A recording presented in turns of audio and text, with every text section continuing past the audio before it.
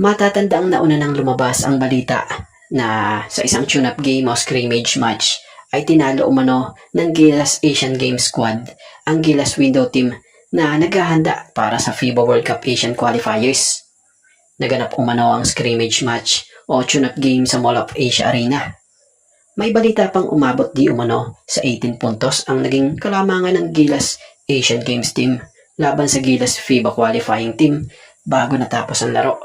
Pero sa naging pagkumpirma sa naging vlog ni Sir Tato Sports, credit po and thank you nilinaw rito na 2 puntos pala ang kalamangan bago natapos ang laro. At yun nga, sa unang tune-up game, pinangunahan umano ni Robert Bolick at ng iba pang PBA players ang Asian squad para talunin ang koponan na binubuo ng ibang core players at kasama si Kai Soto. So bagamat natalo sa umpisa o sa unang tune-up game ang kilalang Gilas main team laban kila Robert Bolick, ay sa sumunod palang paghaharap nila ay batay sa pagkakaintindi natin sa nilabas na update ni Sir Tato Sports So credit po and thank you. Nilinaw dito na hindi rin pala ganoon ibinabad si Kai Soto nung unang tune-up game. At mas pinagpupukusan din nila coach team dito yung pag-experiment nga ng tamang timpla ng combination ng players. So kaya naman pala sa pangalawang tune-up game nila laban sa Asian Games Squad, tuluyan ng umanong namwersa na ang main team. Maging si Kai Soto kung saan natapos pa umano raw ang laro na hawak ng main Gilas team ang 8 puntos na kalamangan. So kung gusto nyo malaman ang buong storya, punta kayo dito sa channel ni Sir Tato Sports at paki-like and subscribe nyo na rin po siya. So salamat po Sir Tato Sports, ulit natin. So maniwala kayo lahat po ng topic niya dyan, lahat legit yan, or totoo. So bilang opinion natin dito sabi na hindi lang pinupwersa pa sa laro ng main Gilas team sa unang pagharap nila sa tune-up game laban dito sa Gilas Asian Games Squad. So biruin mo may Kai Soto yan, may Junmar, Edu, na frontline ang team, na main team ng Gilas. Imposibleng ganun-ganun na lamang natalo talaga. So malamang, hindi pa sigurado pumipwersa yan. Dahil kung pipwersa yan, sa totoong laban na. Kaya yung mga bashers dyan na nagbigay agad ng mga negatibong komento sa main team ng Gilas, kilabutan naman kayo. Konting respeto, susuporta ang dapat ibigay natin sa kanila. Mapa FIBA qualifying Gilas squad man yan or dito sa Asian Games Gilas squad man yan. Suporta ang dapat ibigay natin mga fans sa kanila. Dahil mga kababayan natin sila na siyang ang magbibitbit ng bandera ng ating bansa o ng Pilipinas para sa mga paparating na laban sa mga international games. So tiwala at suporta, yan ang kailangan. So para sa atin, mula sa atin Gilas Pilipinas, good luck. At andito lang kami, nakasuporta sa inyo. So sa pagkakapasok ni 6'10" Terra Firma Jeep Bigman at dati na rin Gilas player na si Gio Chu sa Gilas Pilipinas pool na isinumitingan sa FIBA. Para nga rin yan sa 4th window ng FIBA World Cup Asian Qualifiers ay may posibilidad nga rin sa hinaharap. Si Gio Chu ang isa sa mga inaasahang tumayong susunod na malaking tao o bigman para sa Gilas na magpapatuloy ng maiiwang programa at posisyon ni Junmar Fajardo. Lalo na ngayon na napasama na nga ang 6'10" center ng Jeep sa Gilas Pilipinas pool para sa FIBA World Cup Asian Qualifiers at sa nalalapit nga na pagre-retiro nitong si Junmar Fajardo sa national team. So hindi mo pagkakaila na isa ito sa mga big man ngayon sa Pilipinas na may malaking potensyal na mabilis sugutin kapag kinakailangan.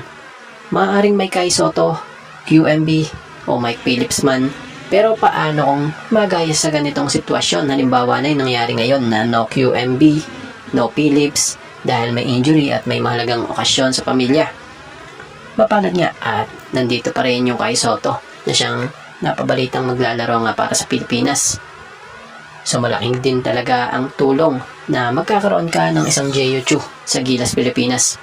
Dahil sa hinaharap, may aalis ng 6'10" big man dahil na rin sa nagkakaedad na at sa haba na rin ang naging serbisyo sa bayan. So may papalit naman na 6'10" din na big man na mas bata at fresh legs kapag kinakailangan.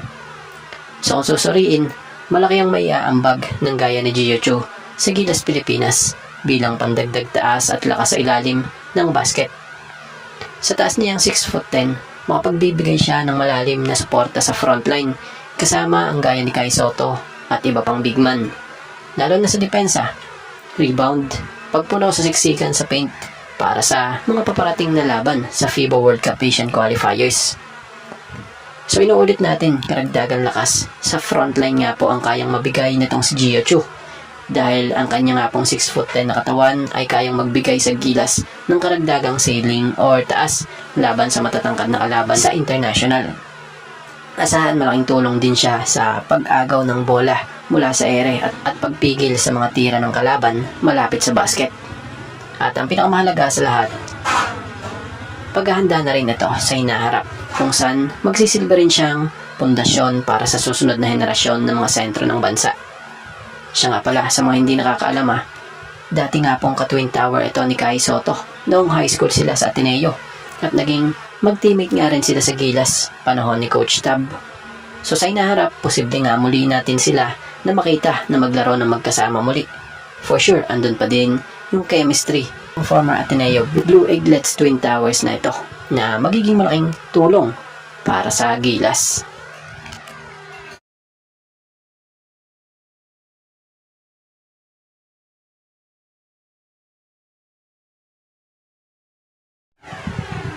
Matatanda ang nalusot ng Gilas Pilipinas ang panalo laban sa Korean Basketball League team na Hyundai Mobis Pebus. Nito lang, August 20, 2026 sa SMC Sports Complex bilang paghahanda para sa ika-4 na window ng FIBA World Cup Asian Qualifiers. Nagwagi ang Gilas Pilipinas sa dikit na laban, 81-76. So sa nangyaring laro, aminado si Coach Tim na hindi ganun kaganda ang ipinakita ng koponan kahit pa sila ang nanalo. Pero sa kabilang banda, ayon kay Coach Tim, naging magandang sukatan ito para makita kung anong estado na ang koponan at kung ano pa ang dapat ayusin.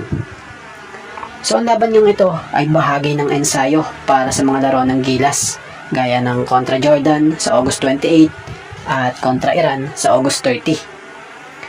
So sa naging larong ito, may isang manlalaro nga para sa opinion natin, nakita nating pinakabagong mukha sa Gilas na siyang nagpakita rin ng husay na tila nagpakitang Gilas sa harap mismo nitong si Coach Tim Cone. At ito nga si Justin Arana. So kitang-kitang ipinamalas din pala nitong si Justin Arana na kaya niyang makipagsabayan ng ligsi o bilis sa ibang lahi. At kala mo nga kung gumalaw sa poste ay mala Junmar, kumbaga small version pero maligsi. So credit pa and thank you dito sa nag-upload ng video na si Mr. Summer Vlog. Nagbigay lamang tayo ng kaunting reaction at opinion patungkol dito kay Justin Arana.